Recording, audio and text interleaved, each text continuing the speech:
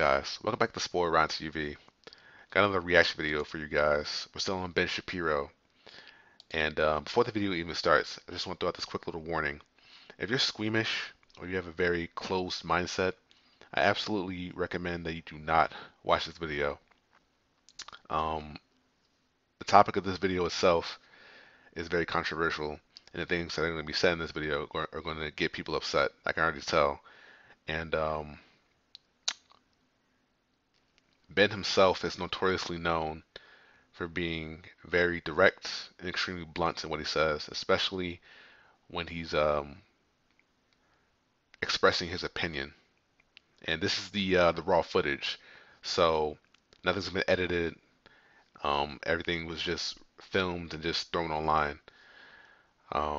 So when Ben talks, people usually get upset, and it's actually gotten to a point where he had to be escorted from an event by armed guards because the threats were just so ridiculous that he feared for his life, and so did the people that supported him. That being said, his opponents are just as bad. Well, not just as bad. They're just as direct with what they say. No filter. They often they often are proud of how disgusting they can get when they're trying to argue with Ben. And the only difference between Ben and his opponents are the fact that Ben often has evidence to support what he says, while his opponents rarely do.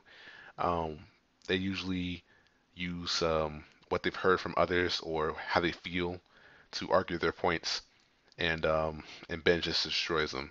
And this leads to um, more disrespect thrown around because the person losing often tries to do whatever they can to discredit Ben to the public. So yeah, it gets nasty. It gets really, really bad. So just a warning, throwing it out there in the beginning, so there's no confusion as the video progresses. But yeah, let's get right into this. Fan. After I ask my question, can I get a handshake? Yeah, real sure. quick? All right, awesome. So just context. I've been actively promoting this event and inviting people to debate you in the Q&A.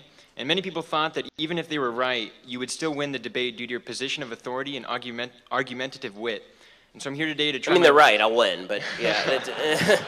So I'm here to try my best to stump you and maybe show the naysayers it's possible, but I doubt it, like you said. If you ask me to do long division in my head. Yeah. So you state in an article titled, quote, "Why Atheism is Morally Bankrupt," that, quote, "without God, there is no capacity for free will." And you repeat the sentiment multiple times.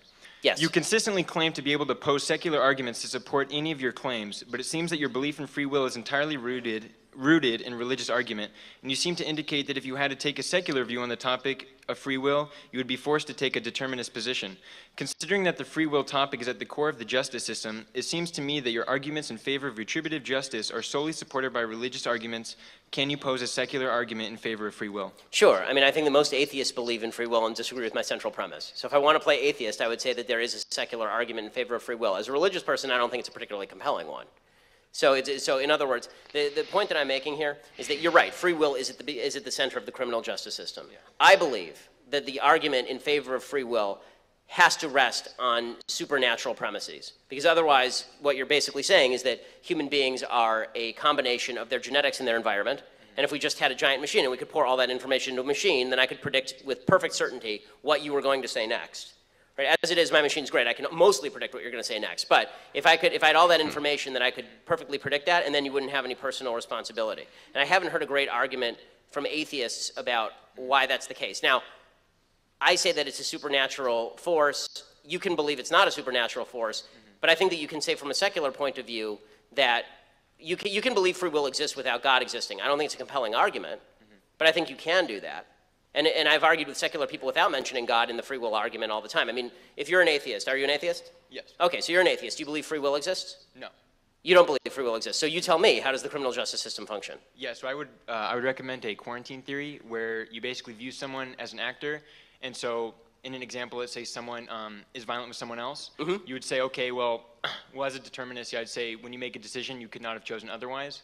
So I'd view this actor and I'd say, well, you couldn't have chosen otherwise. So I don't hold you morally culpable, but it still tells me a lot about how you're liable to act in the future. And so we're going to treat you as a public health hazard and quarantine But that's not you true. off. I mean, the problem with that argument is it's not true. If I kill my wife, right, which I'm not going to, I like her. If I kill my wife, the chances that I'm going to kill another human being are actually extraordinarily low.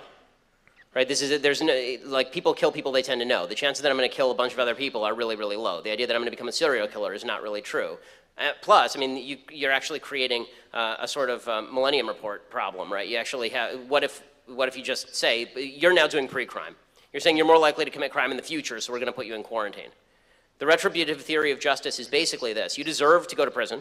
And not only do you deserve to go to prison, if we didn't put you in prison, then what you'd end up with is people coming after you to commit revenge on you, and then you'd have a cycle of violence that would actually lead to terrible things. So if you want to argue against free will on the basis that, like, I'm thinking about it on the spot, it's a really interesting question. Yeah. I suppose I would say this. I suppose that I would say that I believe that in the end, Western civilization is based on a foundation of Judeo-Christian morality that is religious in nature, but I can't just say God. Like, when people ask me a question, I can't just say God if I want to have the argument. Maybe at the root, if you say free will, when you get down to the root argument of a couple of these major things, then I will have to say God. Okay. But I think that the vast majority of political argument, it's important not to just cite to the Bible or to a deity. All right. Thank you. You got a handshake? Yeah. Oh, that's good. Shaking each other's hand. That's really good.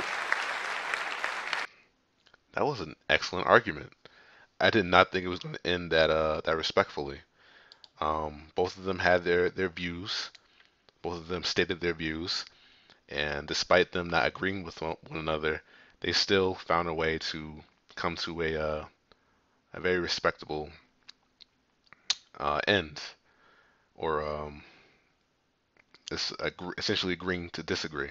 Because I'm more than certain that the atheist is still going to go down his path, and Ben is still going to believe in a higher power. But regardless, they still respected each other's right to say what they had to say, and they just left it at that. And I really like that they shook each other's hand. That's such a great example for debates or Q&As in the future. Because, like I said, it can get really nasty when it comes down to religion. But I'm so glad that it ended like that. So let me know in the comments what you guys think, and please, please, please keep it civil. I know you guys get passionate when it comes to a subject like this or a topic like this, but keep it civil. We're all adults here. Please keep it civil, guys. All right, and yeah, I'm gonna see you guys in the next one. All right, peace.